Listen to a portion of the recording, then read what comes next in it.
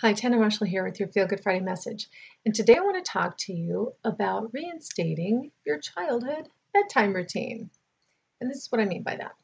When we were little, most of us, most likely, our mothers gave us a bath and then read us a bedtime story and then put us to bed with one of our favorite stuffed animals. Pretty simple, right? But the elements of that are so conducive to sleep, and there's so many recommendations about doing things that are kind of similar to this, like turning off your computer, your TV, your electronic devices so you don't have that stimulation so that your body and your mind has a chance to quiet down.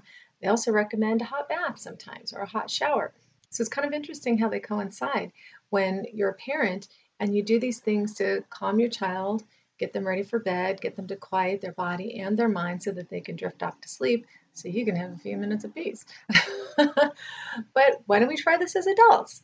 I've been trying it and it's really made a difference. And I started this whole routine I talk about in one of my past videos called The Benefits of a Power Outage. I was kind of forced to get quiet and not have all the electronics around me because we had no electricity. So I had candles and, I did cheat a little bit. I read on my iPad, but I was still reading. So get yourself into this new routine and give it a try and see how it feels. Take a bath about an hour before you want to go to bed. Take a hot bath and just relax. Get some Epsom salts, get some essential oils. Lavender is very relaxing, will kind of knock you out and just give you a feeling of well being. And then go to bed. Get yourself a bedtime story, whatever that is. If I have to force myself to read fiction because I'm so addicted to self help all the time that I'm usually reading some kind of spiritual law of attraction, holistic health book to improve myself and get information that I can share with you and help you improve your life. But at this time, I really need to wind down. I will admit that the book I'm reading right now, my bedtime story right now, is Worthy by Nancy Levin. It just came out. And even though it's self help, I enjoy it. So as long as it's something that you enjoy and relaxes you and makes you feel good, that can be your bedtime story. So try that. Bath, bedtime story. Please don't read the newspaper or a magazine that has information that's too stimulating or anything that's going to evoke any kind of disruption in that peace and quiet that you're trying to instill before you go to bed. Just make sure it's something mindless, relaxing, or uplifting that feels good to you.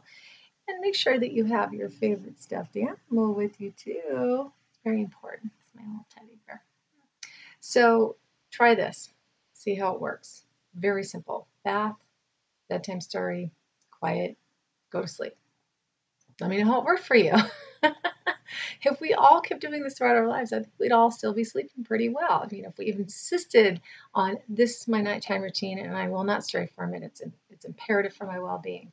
So realize that now. It's imperative for your well-being. You've got to get enough sleep, enough quality sleep. It's different for everybody.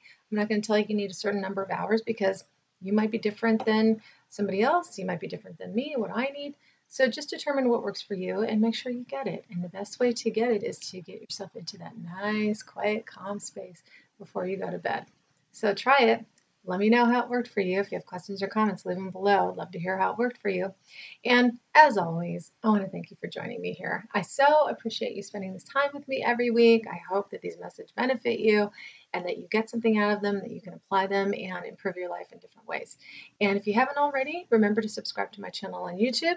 And if you would like these videos delivered straight to your inbox every Friday, jump over to my website, tannamarshall.com, and get on the mailing list. I send a special message out to my list every Friday morning, and I would love to have you there. So with that, I want to wish you a good night's sleep.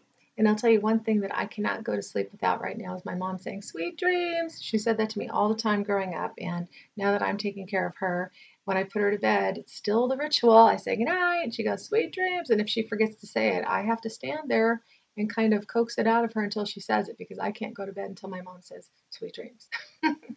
So I want to wish you sweet dreams if you happen to be watching this right before you go to bed. And maybe watch this before you go to bed sometime and remind yourself of all these tools and remind yourself to implement them. Try them out. I hope they work for you. Sweet dreams. See you next time.